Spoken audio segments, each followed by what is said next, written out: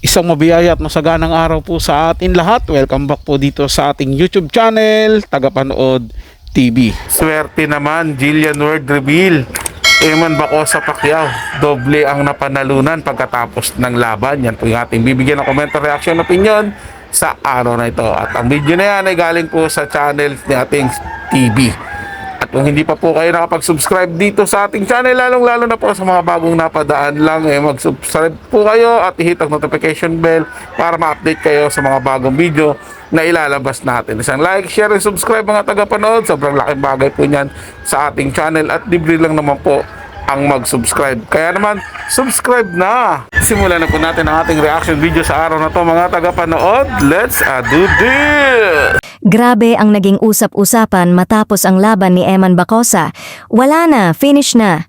Ayon sa mga fans na tila hindi lang sa ring natapos ang laban, kundi pati na rin ang matagal ng haka-haka tungkol sa misteryosong lalaki sa buhay ni Jillian Ward.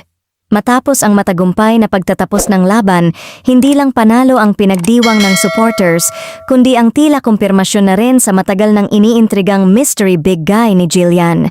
Sa isang simpleng eksena na punong-puno ng sweetness at natural na kilig, kitang-kita ang komportable at masayang aura ng dalawa. Hindi mapigilan ng netizens ang mag-react.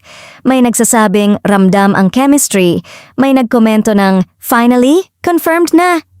Matatanda ang ilang beses nang tinanong si Jillian tungkol sa kanyang espesyal na manliligaw, pero palaging may halong ngiti at secret muna ang sagot niya. Pero ngayon, tila wala nang kailangang itago pa. Ang timing pa talaga ang lalong nagpakilig sa lahat. Pagkatapos ng laban ni Eman, parang may isa pang panalo na inuwi at iyon ay ang puso ng dalaga. Sa social media, sunod-sunod ang edits, fan theories, at congratulatory messages.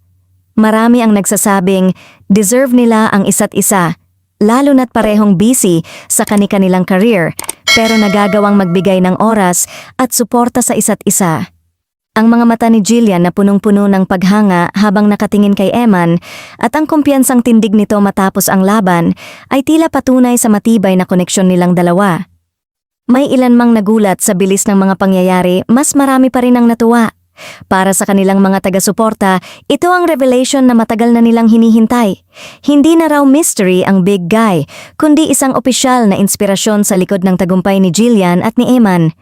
Sa ngayon, wala pang detalyadong pahayag mula sa dalawa, pero sapat na raw ang mga simpleng galaw at titig para masabi ng fans, confirmed na nga. At habang patuloy ang pag-ingay ng pangalan nila online, isang bagay ang malinaw.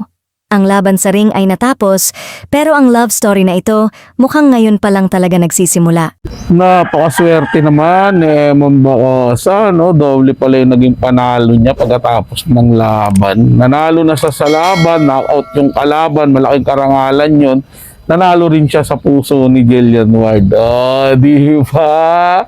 Nakakatuwa talaga silang tingnan mga tagapanood at sobrang na-amaze ako sa kanilang dalawa at sobrang bagay po talaga sila. Sa totohanan lang, ngayon na lang ulit ako kinilig sa mga bagong love team. Sana talaga magkatuluyan sila at mabigyan na rin ng proyekto na magkasama kasi napakagandang tingnan talaga ng dalawang batang ito. Sobrang click na click po sila at sana mapansin na yung nilang dalawa. Sana, mabigyan din ng maayos na training sa acting si Eman Bacosa para naman makasabay din siya kahit papaano kay Jillian Ward. Pagdating naman sa kanilang private na relasyon, no, sa kanilang personal na buhay, syempre sino ba tayo para hindi suportahan yan si Eman Bacosa at si Jillian Ward. Patuloy natin silang susuportahan dahil naniniwala ako na perfect match sila sa isa't isa. Kayo mga tagapanood, ano yung masasabi nyo kina Eman Bacosa at kay Jillian Ward? Kung may comment opinion kayo, comment yan sa ating comment section. Babasahin at pupusuan ko yan. Maraming salamat sa inyo mga tagapanood. Sila po mga tagapanood, ito ay comment at opinion lamang. Wala pong personalan. Paalam po at mabuhay po kayong lahat. Maraming salamat po sa inyong panonood.